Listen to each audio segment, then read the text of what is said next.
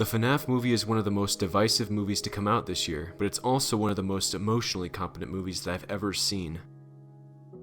A lot of people have been complaining that the animatronics don't kill enough people, but making a movie about animatronics that constantly seek out new victims wasn't the right approach for this movie. Also, making the movie about a character that literally just checks on the cameras all night while killer animatronics try to jump scare him wouldn't have worked in movie format either. The animatronics are supposed to make Freddy's eerie and uninviting, and aside from the fort building montage, I think they did a pretty amazing job at that. Woo! Yeah, baby! That's what I've been waiting for. That's what it's all about. Woo!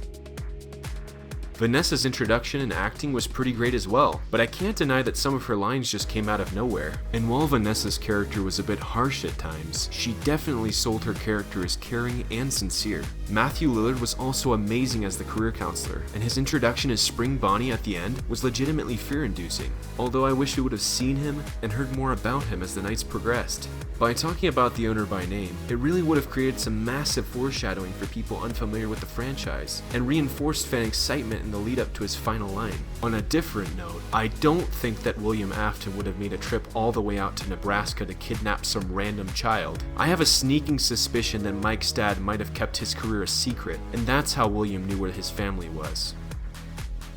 Overall, the movie did its best to get as much horror in while keeping true to FNAF's core story. At its core, Five Nights at Freddy's is about a man trying to discover the truth of what happened to his family. Like most of the FNAF games, this movie stars Michael, a security guard who just really seems to like having near-death experiences. But wait, Michael doesn't have a single line of dialogue in any of the games. So we can only imagine what he was like by his actions in the story. You'd think that that would make adapting Michael pretty challenging, but the creators behind the FNAF movie approached Michael in my opinion, the most brilliant way possible. Even though the games generally focus on the animatronics, the FNAF movie focuses entirely on Michael.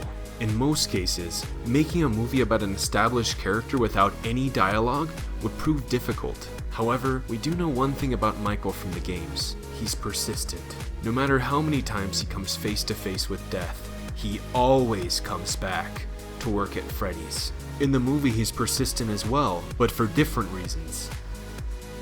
Throughout the movie, Mike spends a lot of time sleeping. Typically, that would be problematic in a story about killer animatronics, but his dreams are actually fundamental to the story and Mike's character development.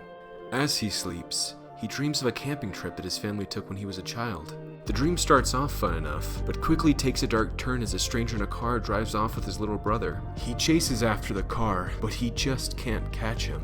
A lot of people are saying that they wish that Mike wasn't sleeping so much during the movie, but that's just it. The reason why Mike works so well as a character is because of these dreams. These dreams are Mike's coping mechanism, and over the course of the movie, they help us to understand why he stares at a poster of Nebraska before he goes to sleep each night, why he attacked the man at the mall, and why he can't work the night shift at Freddy's. He's not just a head case like Steve Raglan might suggest. He's suffering from real mental and emotional trauma. In focusing on his trauma, this movie sheds light on some societal issues in a way that I've never seen before.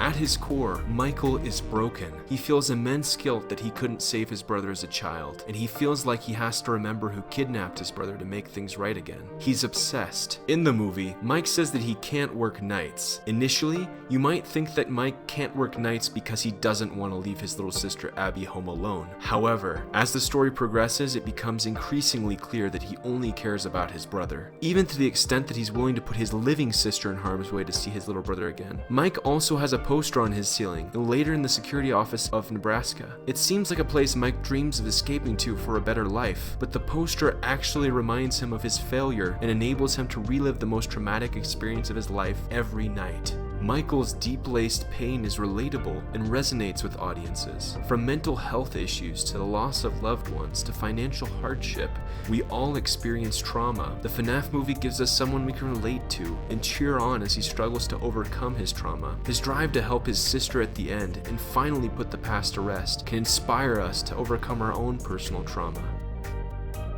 The FNAF movie successfully took a game with very little dialogue and made a movie that hits all of the emotional points that you want from a good movie. If you're a fan of the games and are wary about the movie, it's definitely worth your time. While it has areas that could be improved upon, it's thoroughly impressive, and I'm really looking forward to what the team at Blumhouse will do with the sequel.